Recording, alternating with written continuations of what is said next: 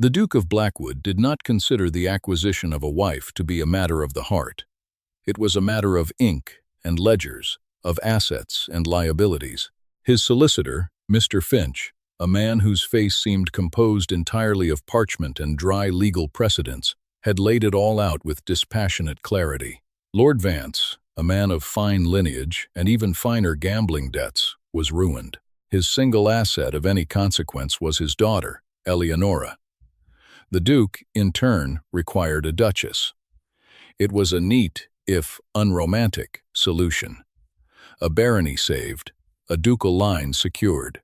Alistair, the Duke, had met her precisely once before the contracts were drawn. She had been a whisper in a pale gray dress, standing by a window in her father's crumbling library, looking out at a garden choked with weeds. He remembered noting her stillness, the way she seemed to absorb the light rather than reflect it. She was present and she was absent. She was there and she was not there. He had registered her existence as one might register a piece of furniture that came with a newly purchased house, necessary, unobtrusive, and of no particular interest beyond its function. Her father, a man perpetually flushed with wine and desperation, had done all the talking. He spoke of his daughter's quiet temperament, her skill with household accounts, her biddable nature. He was selling a horse, describing its sound teeth and strong back. The Duke had listened with half an ear, his gaze sweeping over the peeling paint and water-stained ceiling of the Vance ancestral home. The place reeked of decay, a genteel poverty that was somehow more offensive than the honest squalor of the city slums. He would erase the debt, and in return, he would take the girl. Eleonora Vance had said nothing at all during the entire negotiation. When her father had presented her, she had curtsied, her eyes fixed on a point somewhere near his polished boots. He had found her plain, not aggressively so, but lacking any feature that caught the eye or held the imagination. She was a line drawing in a world that demanded oil paintings. It did not matter. A duchess was a title, a manager for his homes, a future mother for his heir. Beauty was a commodity for mistresses, not a requirement for wives. So the papers were signed. The debts were cleared.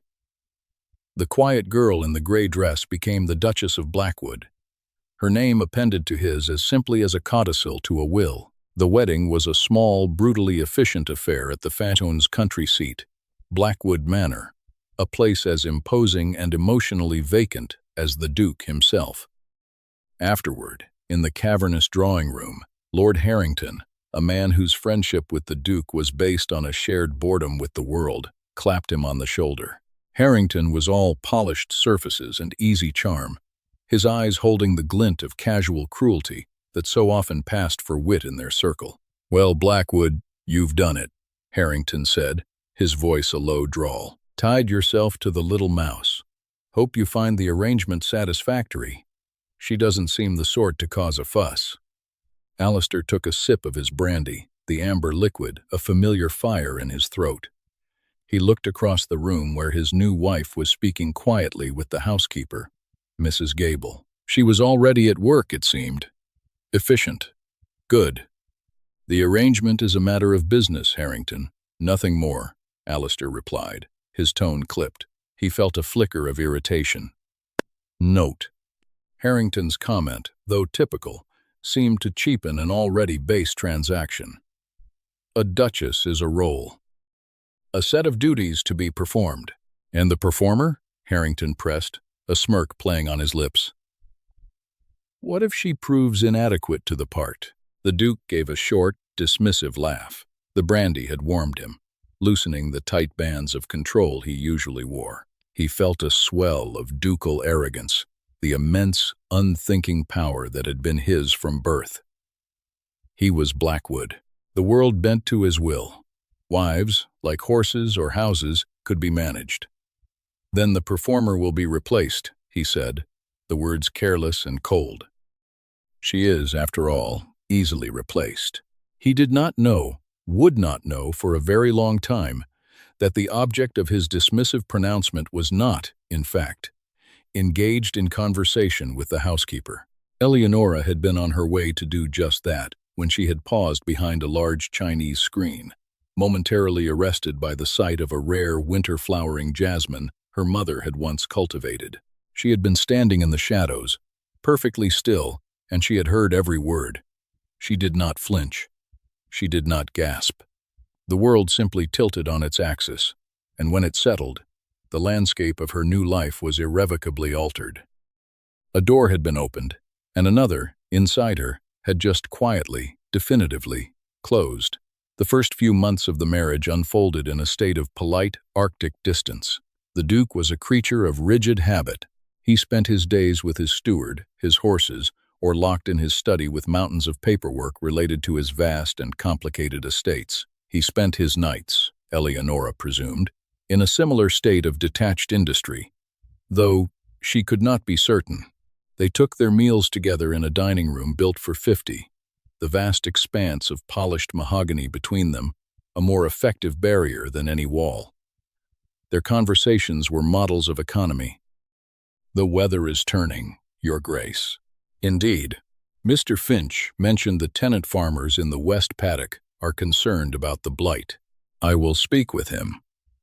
I will speak with him." He observed her as one might observe a new clock. He noted that she was punctual, that she ran smoothly, and that she did not make any disruptive noise. The household, which had been drifting in a state of benign neglect since his mother's death a decade prior, began to hum with a new, quiet efficiency. Dust motes vanished. The silver gleamed with a forgotten brilliance. Meals appeared on time, perfectly cooked and served. He found this pleasing. It confirmed his judgment. He had purchased a competent manager. What he did not see was the mind behind the management. He did not see Eleonora in the kitchens at dawn, not giving orders, but listening to the cook's complaints about the faulty ovens and sketching a design for a new flue that would solve the problem. He did not see her in the linen closets, discovering a trove of priceless lace his mother had stored away, cataloging it with a scholar's precision. He did not see her in the estate office late at night, long after he had retired, taking the chaotic, leather-bound ledgers that had mystified a string of educated male secretaries and imposing upon them a system of crystalline logic. She had a mind that saw patterns in chaos. Where others saw a morass of figures, she saw a narrative of waste, of inefficiency, of minor corruptions. She found that the supplier of oats for the stables had been overcharging the estate by a small but significant margin for 7 years. She found that a land parcel in the north, long thought to be barren marsh, possessed a unique clay deposit perfect for brickmaking. She made notes, she drew up summaries, she cross-referenced receipts. She worked not with the fury of ambition, but with the cool, focused pleasure of a mathematician solving an elegant proof. Mr. Finch, the solicitor who had drafted the marriage contract, was the first to notice. He was a man who appreciated order above all things, and the new Duchess was an artist of it. He had come to the manor to consult with the Duke on a legal matter, and had, out of habit, requested the household accounts for the quarter. He had expected the usual mess. Instead, he was presented with a set of books so clear, so perfectly balanced, that they were a thing of beauty. He sought out the Duke in his study. Alistair was reading a letter, a frown creasing his brow. "Your Grace," Finch began, placing the ledger on the desk.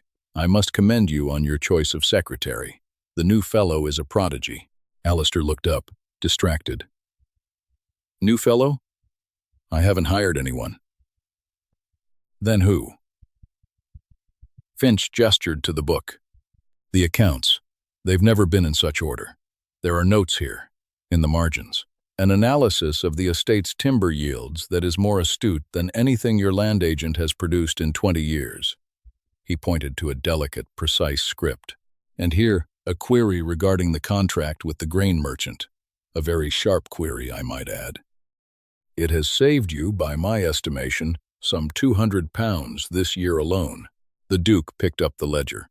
He recognized the handwriting. It was the same script that appeared on the household menus placed on the dinner table each evening. He had never given it a moment's thought. "It is the Duchess," he said, a note of surprise in his own voice. He felt a strange, unfamiliar sensation. It was as if a painting he had walked past every day had suddenly developed a new, intricate detail he had never seen before. A recalibration was taking place in his mind, a minor adjustment to his perception of the woman who shared his name. The Duchess? Finch's eyebrows, thin and gray as cobwebs, rose a fraction of an inch. Remarkable. She has a mind for figures, then. A rare talent in a lady. Alistair closed the book. A useful hobby, he said, the words coming out automatically. A defense against the unsettling feeling of having misjudged something. It keeps her occupied. He dismissed it. He filed it away under competent and efficient. It was a pleasant surprise, like finding a forgotten banknote in an old coat, but it did not fundamentally change his assessment. She was a useful acquisition. A good piece of machinery. He did not think to praise her. He did not think to thank her. He had paid for her, after all. The debt was settled. Her competence was simply part of the bargain. That evening at dinner, he found himself watching her more closely. She was wearing a dark blue dress, the color of a twilight sky. It made her pale skin seem almost luminous. Her hair was arranged in a simple but elegant coil at the nape of her neck. He noticed, for the first time, that she had very long, graceful fingers. They rested lightly on the stem of her wineglass. He felt an impulse to mention the ledgers, to acknowledge her work, but the habit of their silence was too strong. What would he say? "Thank you for performing your duties with unexpected skill." It sounded absurd, patronizing. So he said nothing, and the vast mahogany desert between them remained as empty and silent as ever. The turning point, the moment the first crack appeared in the foundation of his carefully constructed world, came 2 months later. Lord Harrington came to stay for a week of shooting. Alistair, who had not seen his friend since the wedding, found the man's presence grating. Harrington's wit seemed coarser than he remembered, his charm more predatory. One afternoon, Eleonora was in the library, a vast, 2-story room lined with books from floor to ceiling. It was her sanctuary. The air smelled of leather and paper and beeswax, a scent of quiet, accumulated knowledge. She was not reading, but mending a large, illustrated atlas whose spine had broken. Her long fingers worked with delicate precision, applying glue with a tiny brush, pressing the worn leather back into place. It was a patient, meditative task, and she was entirely absorbed. She heard voices from the adjoining card room, the door of which was slightly ajar. It was Harrington and another guest, a baronet named Sir Roland. They were laughing. "I tell you, Roland, it's the damnedest thing," Harrington was saying, his voice thick with wine. "Blackwood marries this little country mouse, a creature of absolute zero distinction, and the man is never in London anymore. Becomes a regular hermit. Perhaps he's found domestic bliss," Sir Roland chuckled. Harrington let out a great bray of a laugh. "Bliss? With that one? Don't be a fool. I was there when he sealed the deal. I asked him what he'd do if she didn't work out. You know what he said? Cold as ice, he was." Harrington lowered his voice in a theatrical imitation of the Duke. "She is easily replaced. Easily replaced. The man bought a wife like he was buying a new carriage dog." They laughed again, a sound of shared, cruel amusement.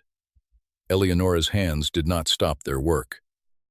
The tiny brush continued its steady path along the frayed leather. Not a single drop of glue was spilled. She did not breathe. She simply listened as the echo of those words, her husband's words, filled the silent library.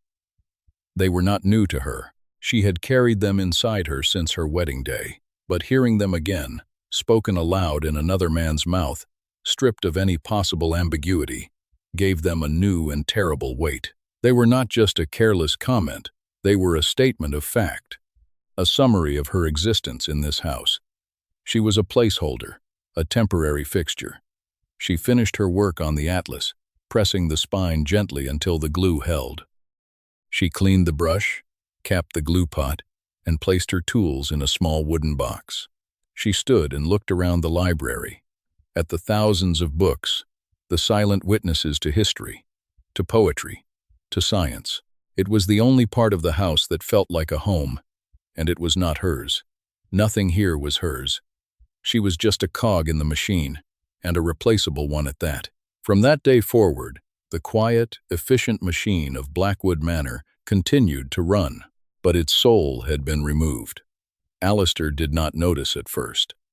Life continued its predictable rhythm. The house was immaculate. His meals were superb. His papers were always where he expected them to be. But a change had occurred, a subtle shift in the atmosphere that he could not immediately identify. It was like living in a house where a single, constant, low-frequency sound had ceased. One only noticed its absence after it was gone. The flowers were the first thing. For months, a small vase had appeared on his desk every morning. It was never ostentatious. A single branch of apple blossom in spring, a few sprigs of lavender in summer, a perfect crimson maple leaf in autumn. He had never consciously acknowledged them, but he had come to expect them. One Tuesday, the vase was not there. It was not there on Wednesday, or the day after. His desk seemed starker, emptier. Then it was the music. In the evenings, after dinner, he would often hear the distant, gentle sound of the pianoforte from the music room.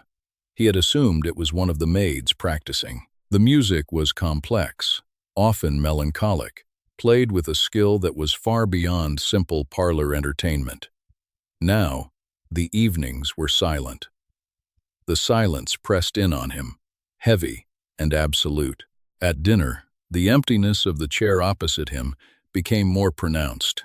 Before, while she had been quiet, he had been aware of her presence. He would catch her looking at him sometimes, her gaze thoughtful, analytical, before she would drop her eyes to her plate. Now, she never looked at him. Her eyes were always on her food, or on the tapestry-covered walls, or on the flickering candles. She answered his questions with the same polite economy, but the words were hollowed out, devoid of any inflection. She was a beautiful automaton, performing her duties with flawless precision. He was present and she was absent. She was there and she was not there. The realization that something was fundamentally wrong was not a sudden epiphany. It was a slow, creeping dread, an accumulation of small, unsettling details. He found himself watching her, trying to understand the change. He saw a woman who was perfectly composed, perfectly polite, and utterly, terrifyingly remote.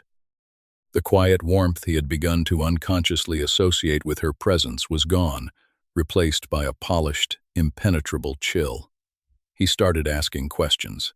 "Mrs. Gable," he said to the housekeeper one morning, trying to sound casual, "who is it that plays the pianoforte in the evenings?" The housekeeper looked surprised. "Why, the Duchess, Your Grace. She has always been a great musician. Her father, Lord Vance, mentioned it was her only solace. Her only solace," the words lodged in his mind, and the music had stopped. He sought out Mr. Finch, who was visiting again to go over the quarterly reports. The ledgers were still perfect, but Alistair noticed something was different. The witty, insightful little notes in the margins were gone. The queries were still there, but they were stark, factual, stripped of the personality that had so surprised him before. "Finch," he began, gesturing to the books. "The Duchess, has she seemed unwell to you?" Finch looked at him over the top of his spectacles, his gaze unnervingly direct. "Unwell? No, Your Grace. Merely diligent. She performs her duties with admirable efficiency." The solicitor paused, then added, his voice carefully neutral, "Although one might say the soul has rather gone out of the house since she quieted." The soul has rather gone out of the house. The phrase haunted Alistair. It was true.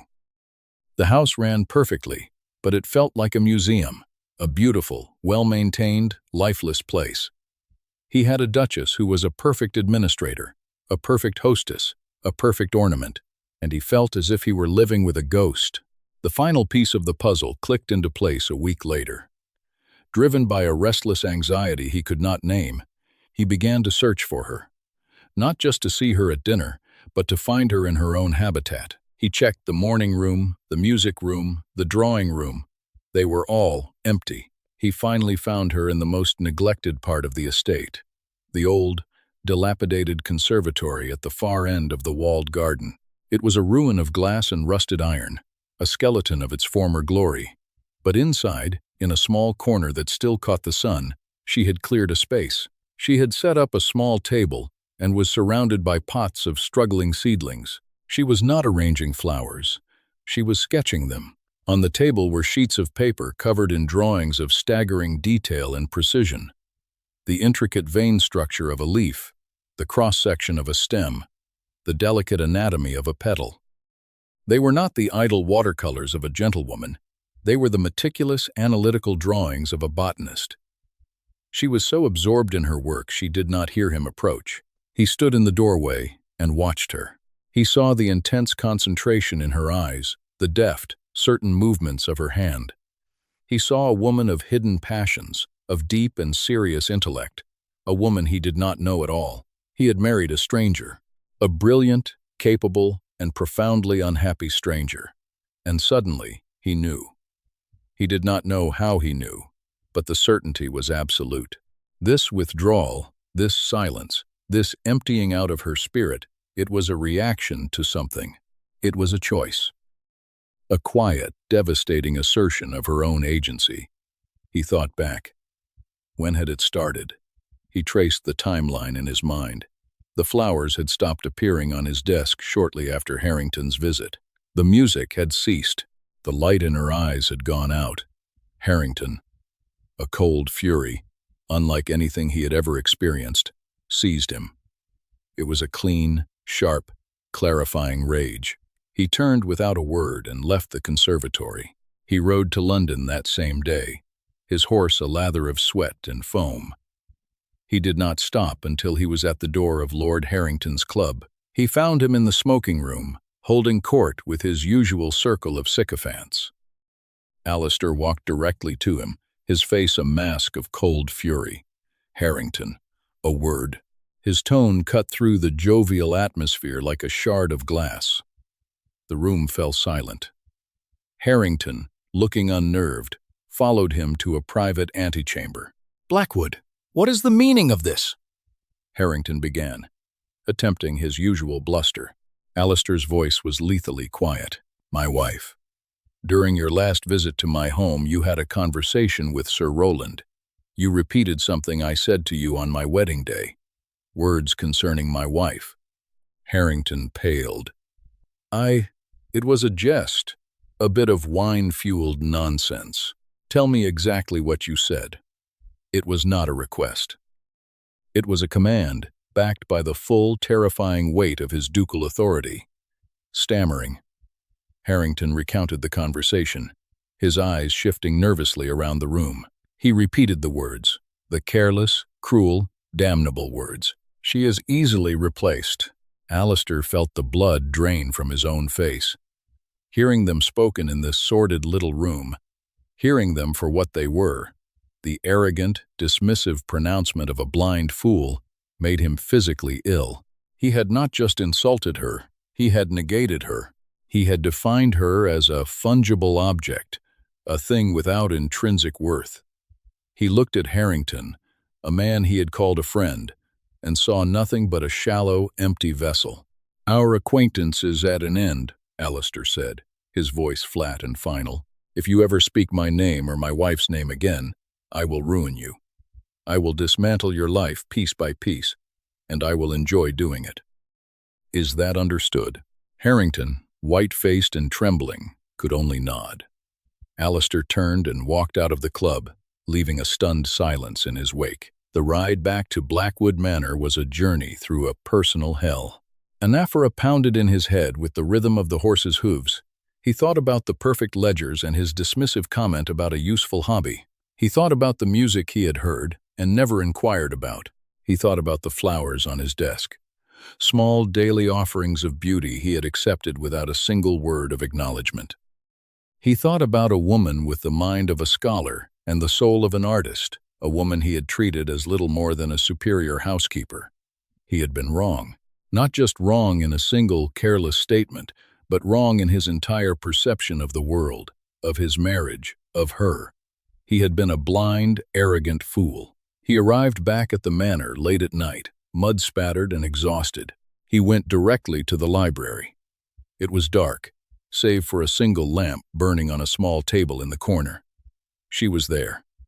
She was sitting in a high-backed chair, the repaired atlas open on her lap. She looked up as he entered, her expression unreadable.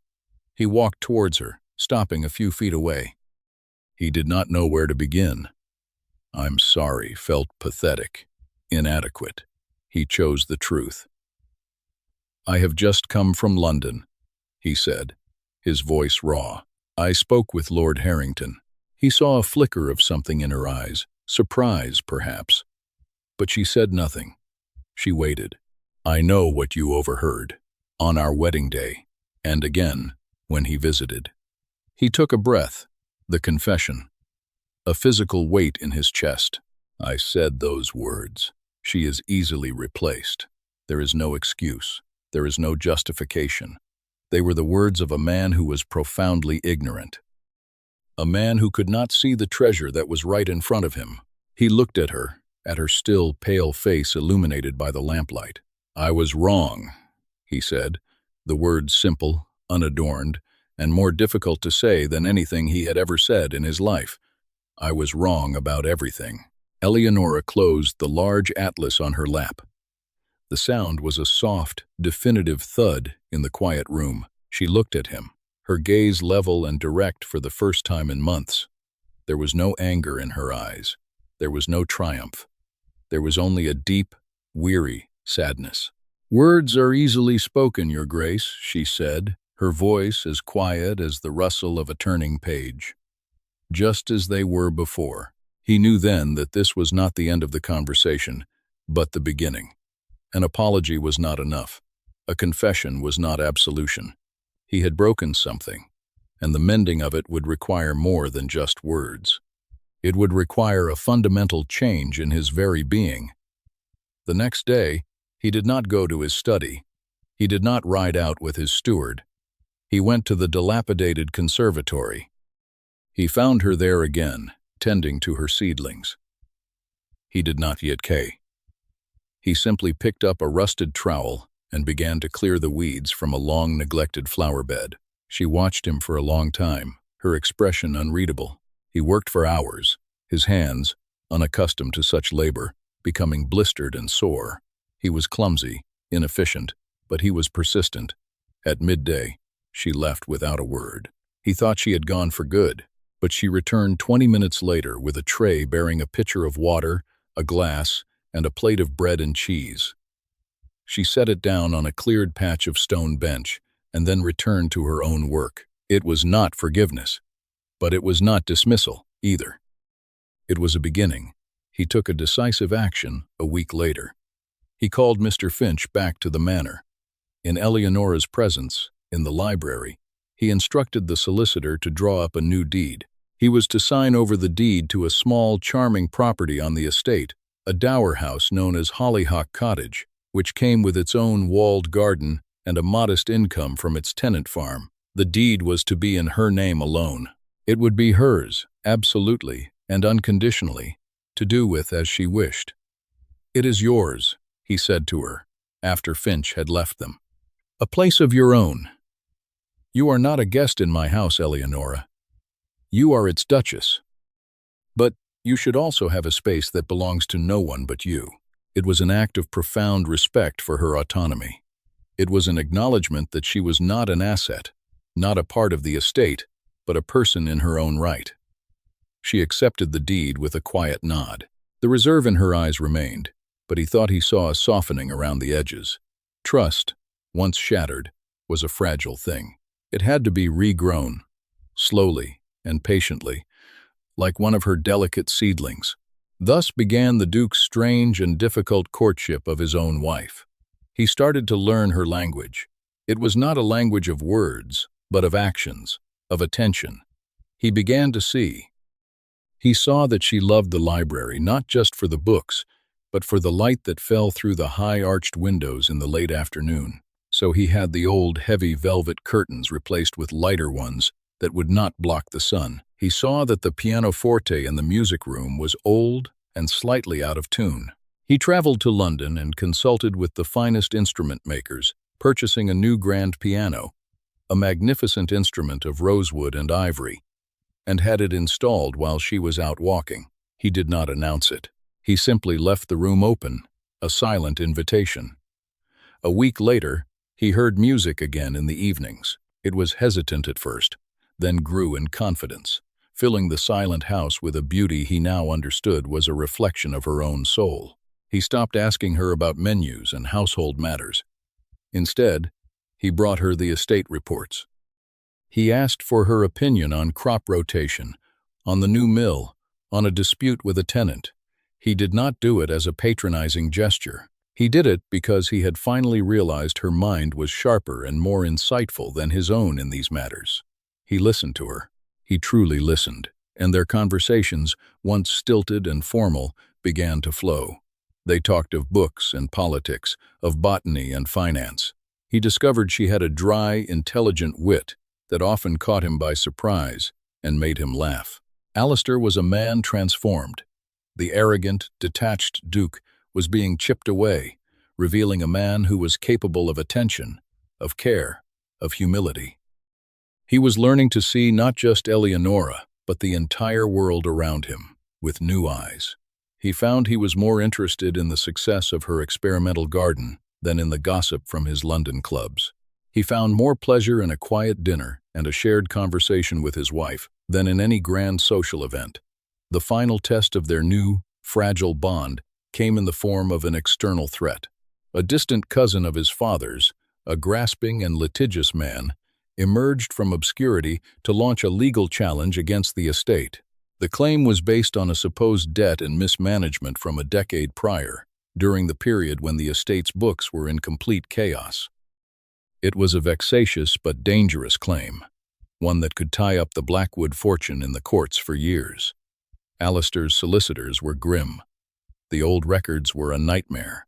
Proving the claim false would be a Herculean task of forensic accounting. It was Eleonora who saved him. She had, in her initial, quiet reorganization of the estate office, not thrown anything away. She had simply sorted it. In a series of dusty, forgotten deed boxes, she had found and catalogued years of old receipts, letters, and daily journals kept by his father's notoriously meticulous secretary. Working late into the night for weeks, she cross-referenced these disparate documents with the chaotic ledgers. She pieced together the financial history of the estate like a brilliant detective solving a complex crime. She found it, a single faded letter from the cousin acknowledging the full and final settlement of the very debt he was now claiming was unpaid. It was tucked inside a book on animal husbandry. There was also a corresponding entry in the secretary's journal. The proof was absolute. She did not present it to him with a flourish. She simply laid the letter and the journal on his desk one morning. "I believe this is what your lawyers have been looking for," she said quietly. He looked at the documents, then at her.